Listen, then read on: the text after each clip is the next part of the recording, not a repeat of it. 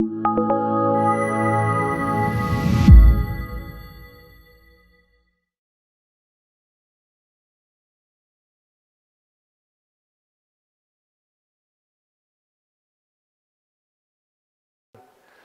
a godly mother has godly rewards.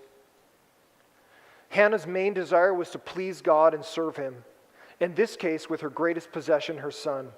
Samuel was a symbol of God's blessing and answered prayer, as well as the removal of her shame and stigma of being barren.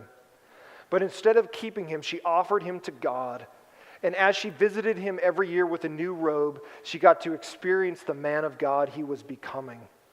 God honored her by making Samuel into one of the greatest prophets in the Bible. Isn't that awesome?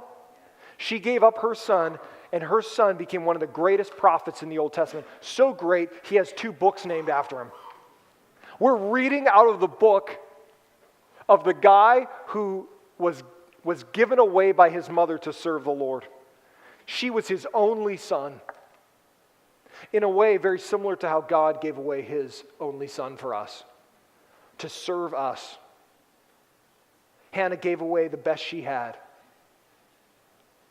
And you know what's weird? Is that sometimes we bring our leftovers to God. We bring our garbage to God. Like at the end of the month, there wasn't enough money left because we spent $500 going to Disneyland or whatever. But it was the same way last month.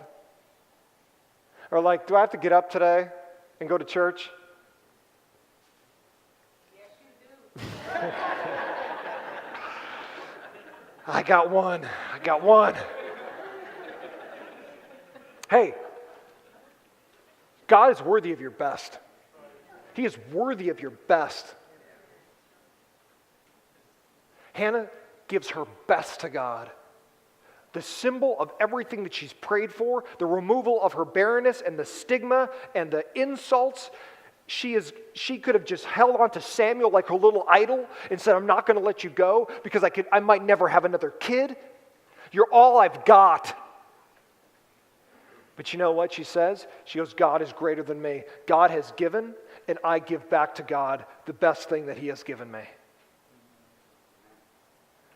And I thought, wow, is that not amazing? Not only just a motherly heart, but a woman who really loves God. That is a selfless, self-sacrificing woman. The kind of woman that ladies should aspire to be like. Because Hannah sets the standard for ladies. She gives her son back to God. And every year, I love this, every year, she makes a little robe. Imagine she's getting ready to go up to the tabernacle. She stitches him a little robe, makes him a little something, make it a little bit bigger or longer than last year. Maybe he's grown a little really quick. She's like, better add a little something on the bottom. I love that in chapter 2 of 1 Samuel, where she says every year she came up and she brings a robe to him. She brings him a new linen ephod, which was what the priest would wear. And she drops him off when he's 3 or 4 years old, and as he starts to grow, every year she brings him a new robe, a new robe, a new robe. Pretty soon he's got like a closet of robes, like a... She still has a mother's heart. She loves her son. But she realizes her son belongs to God, not to him, or not to her.